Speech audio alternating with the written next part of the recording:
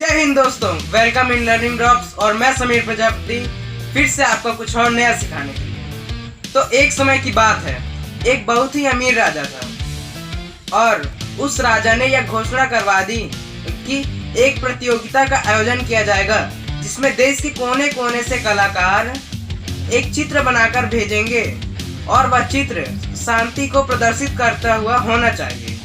और जो उस प्रतियोगिता का विजेता होगा उसे 10 लाख सोने की सिक्के दिए जाएंगे। तो इस प्रकार पूरे देश के कोने कोने में संदेश पहुंचा दिया गया। अब सभी के मन में एक बार आ गया कि इतना बड़ा इनाम है, तो सभी पूरे जी जान से चित्र बनाने में भीड़ गए। और कुछ समय बाद जब पूरे चित्र तैयार हो गए तो सभी ने एक साथ राज दरबार में भिजवा दिए और राजा ने एक तारीख डिसाइड कर दी कि इस तारीख को परिणाम आएंगे। अब चित्र लाखों की तादाद में थे, तो राजा ने एक टीम तैयार की, विशेषज्ञों की टीम। उन विशेषज्ञों की टीम ने लाखों चित्रों में से 100 चित्रों को अलग किया और उन 100 चित्रों को जिस दिन परिणाम आना था उस दिन प्रदर्शनी लगाकर प्रदर्शनी में सजा दिया गया। और उस दिन विशेषज्ञ और राजा स्वयं जाकर पूरे चित्रों का गहन विश्लेषण करने लगे और देखने लगे कि किस चित्र को विजेता घोषित करना है। अब उन चित्रों में तरह तरह के चित्र थे जो बहुत ही अच्छी तरह से शांति को प्रदर्शित कर रहे थे और दो लोग टहल रहे थे। एक चित्र में तो समुद्र बना था, समुद्र में हल्की हल्की लहरें उठ रही थी। ऐसी तरह तरह के प्रकृति व अन्य स्रोतों के माध्यम से शांति को प्रदर्शित करता हुआ बहुत सारे चित्र बनाए गए थे। अब उनमें से राजा ने एक चित्र को सिलेक्ट कर लिया और उस चित्र को कपड़े से ढककर ऊंचे स्थान पर रख दिया गया। और अब राजा वहां चले गए कपड़े को हटाने के लिए। सबकी नजर टिकी हुई थी उस चित्र पर कि ऐसा कौन सा चित्र है जो इन 100 चित्रों में से राजा द्वारा खुद चुना गया और जिसे 10 लाख सोने के सिक्के मिलेंगे। तो अब सब बड़ी उत्सुकता के साथ देख रहे थे। राजा ने जैसे ही उस चित्र पर से कपड़ा हटाया वैसे ही सब आश्चर्यचकित हो गए, क्योंकि प्रकृति को प्रदर्शित करने वाले उन बेहतर चित्रों के बजाय एक ऐसे चित्र को चुना गया जिसमें बहुत ही तेजी से बादल खड़क रहे थे, बारिश हो रही थी और एक झोपड़ी थी, झोपड़ी में एक इंसान खड़ा था।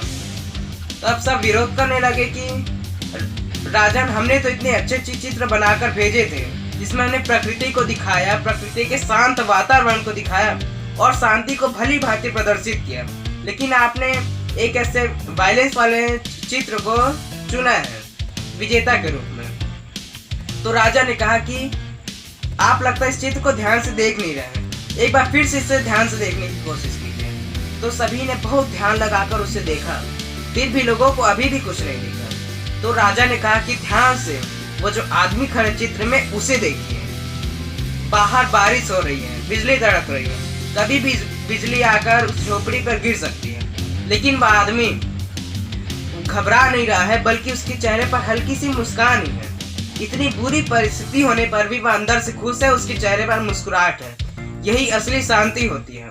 शांति वह नहीं है कि अच्छा वातावरण है तब हम अच्छा महसूस करें। असली शांति वही है कि बाहर परिस्थिति कैसी भी हो लेकिन आपके अंदर हमेशा शांति रहे और आप हमेशा मुस्कुराते रहें। असली शांति का मतलब यही होता है। तो इस प्रकार उस चित्र को विजेता घोषित किया गया और उसे बनाने वाले महान कलाकार को 10 लाख सोने के सिक्के देकर सम्मानित किया गया। इस कहानी से बहुत ही अच्छी सीख सीखने को हमें मिलती है कि शांति का मतलब ये नहीं होता कि चारों ओर वातावरण अच्छा है, हमारी परिस्थिति अच्छी है तो हम अंदर से शांति का अनुभव करें, बल्कि शांति का असली डेफिनेशन यह होता है कि बाहर परिस्थिति जैसी भी हो, वातावरण जैसा भी हो, हम बाहर के नेगेटिव चीजों को अंदर ना आने दें और अंदर से पूरी तरह से पॉजिटिव महसूस करें और शांत रहें। यही शांति का असली मतलब है, असली अर्थ है, असली डेफिनेशन है।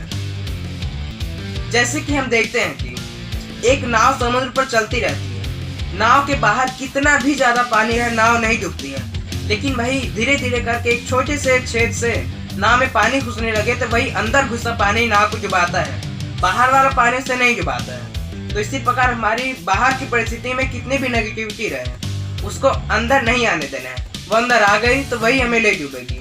इसलिए नेगेटिविटी अंदर आई भी है तो सबसे पहले उस पानी को बाहर निकालिए, छेद को बंद करिए और सुनिश्चित कीजिए कि अंदर नाव खाली रहे। यानी अपने मन को हमेशा शांत रखें, बाहर की बुरी चीजों को अंदर मत घुसने दें। बाहर वातावरण चाहे कितना भी अशांति से भरा हुआ हो, लेकिन आप शांत रहेंगे तो आप हर कार्य को अच्छे से कर पाएंगे। क्योंकि अशांति से 2 कदम भी आगे अच्छे से नहीं चला जा सकता, 2 सीढ़ी को भी अच्छे से नहीं चढ़ सकते हैं। लेकिन अगर आप शांत मन से अगर कार्य पे फोकस करेंगे तो आप कितनी भी ऊंचाइयों पर पहुंच सकते हैं। तो इसलिए मैं उम्मीद